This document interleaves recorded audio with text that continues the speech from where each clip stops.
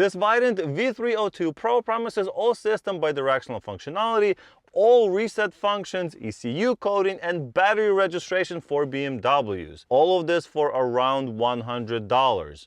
Is that even possible? Let's find out. It comes in this very simple box, and on the back we can see some of the functionality that it can do. So it can do all of these special functions plus the standard OBD2 scanning.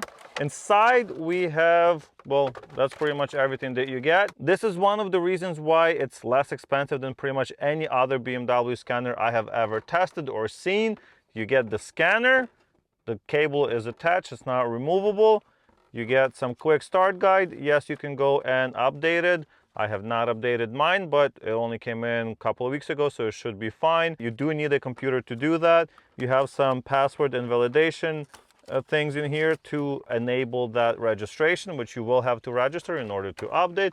But other than that, you just get the scanner. The scanner itself is fairly simple. It's nice to hold in the hand, easy to use with one hand, and it does have physical buttons that you actually press. It's not like a touch screen or a touch pad that I've seen before. Those are a little bit harder to use if you have gloves on or things like that. So that's pretty useful. Of course, it does have this rubber case on the outside to protect it in case you drop it. Not much on the side, nothing on the bottom or on the other sides, but yeah, pretty cool. Let's plug it in. As you can see, the scanner restarts and starts up in basically seconds, which is great to see. And then you're presented with a few menu options. So we have OBD2. This is the very standard OBD2 functionality. I will not be going into that today. Basically, you get your freeze frame data, you get your codes. You can see and erase codes from the engine and the transmission, but nothing else. What this is supposed to do, the next option, BMW, is show us all systems on BMW, which is really impressive if it can actually do that. We also have the special functions, and then we can play back some of the stuff that we've recorded previously. Also for setup, we can go in and change the languages. So there's a ton of different languages if that helps you in any way. We also have the units, so we can switch to metric, for example, or stick to English units. I'm going to turn off the beep so it doesn't beep as I'm using it.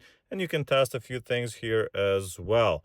But anyway, let's jump straight into BMW and see what the actual functionality of this unit is. Because if it does what it says it does, I'm going to be very impressed. Here we can do automatic selection, or we can do manual selection. So you can go in and just select the vehicle, or we're just going to do auto VIN and see if you can read the VIN of this BMW X7. And there you go, it actually did that. So we're going to hit finish. Yes, that is correct. And to be very clear, this is for BMWs only. Yes, OBD2 functionality will work on others, but everything else is only for BMWs. So as you saw, it did figure out what my vehicle was, which is good. And now it's establishing further communication. So it did take about a minute for it to establish the communication, which is a little bit longer than some of the more expensive units, but that's kind of what you get when you pay this low for a scanner that can do so much. Here we can go to auto scan and have all of the modules and systems scanned, or we can go and individually select each one based on the vehicle. I'm just going to let it scan all of it, and we'll see how long that's going to take, because this car has like 60 modules and like 30 something systems, so it might take a while. All right, so it did scan all of the systems, found all the modules and some faults in them. It took a couple of minutes for it to do so, but hey, we're getting there. So if we go down to, for example, body domain controller, yeah, we're going to see some of this establishing communication quite a few times, moving between different menus and scanning the vehicle. All right, so we found some codes in here. I'm not really sure what those are, but it doesn't matter. Let's see if we can erase those. Yes, please. All right, and the codes have been successfully erased. Now we're going to go back and read the code again.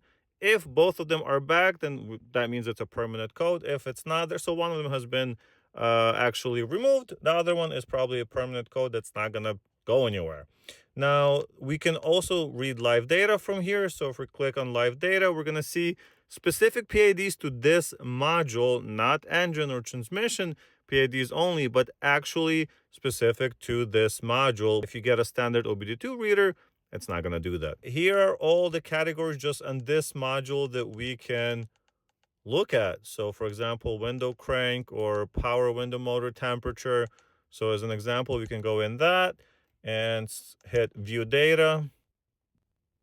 And once it loads, we can see the motor temperature for the driver's side, the passenger side, and basically all the other doors that are in the vehicle. We can also do active testing, which is basically bidirectional functionality. So we can trigger certain things in the vehicle. So we can turn on LEDs, we can run motors, things like that. On this specific module, we can reset the control unit.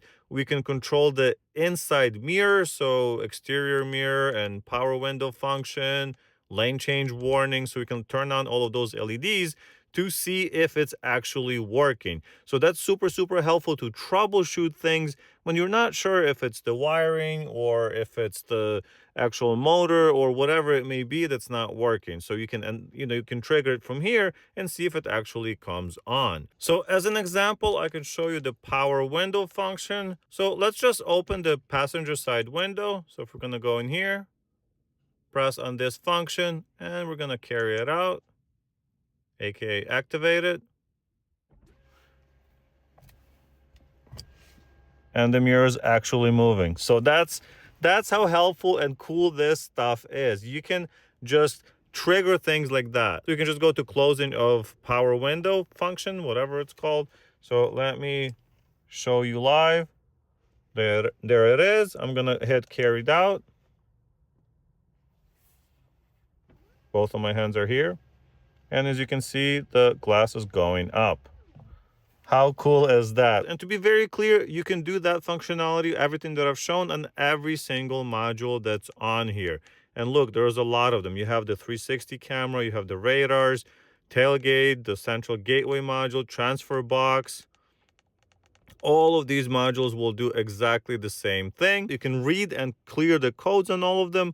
You can see live data for every single module, and you can even activate things within that module. So for example, this gear lever one, we can go to activate test, general, we can do a functional display, and let's carry it out. Let's see what it does.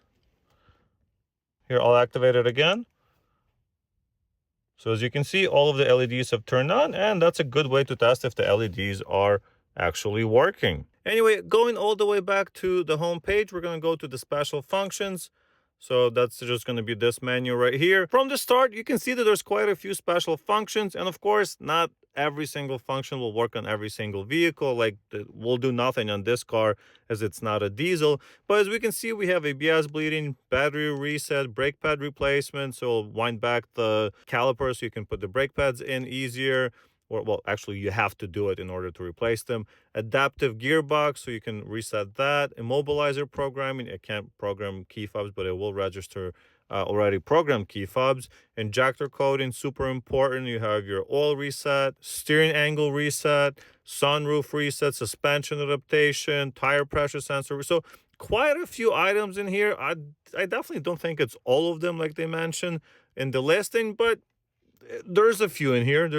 So I'll give them that. I also have not seen the ECU coding functionality that they mentioned in the description, so I don't think it's here. Anyway, that's pretty much it. So what are the positives? Well, it does actually have all system bidirectional scanning. It does have quite a few reset functions. It will do battery registration for BMW, so that's pretty nice. Also has free updates, but it has to be done through a computer, so it's not as easy as just going through Wi-Fi. But that also means you don't have to register this device, and if you leave it as is, it will work forever, at least up until 2024 cars, if you don't update it. Some of the other negatives, well, it doesn't actually do ECU coding, at least not something I can find in here. It also is kind of slow. So if you're running a shop and you need to go fast between cars, this probably isn't it. If you have a car and you need to check something every couple of months or run a diagnostics once in a while, yeah, this will do it. I would also like to see maybe like a report. So when you scan the car, run a whole report and just gives you kind of a summary of what's happening. But that's kind of a luxury function, I would say. So What do you guys think of this scanner? Is it worth $110 that they have it for right now? Let me know down below in the comments. If you'd like to get yours, check out the link in the description. Thank you so much for watching, and I'll see you in the next one. Bye.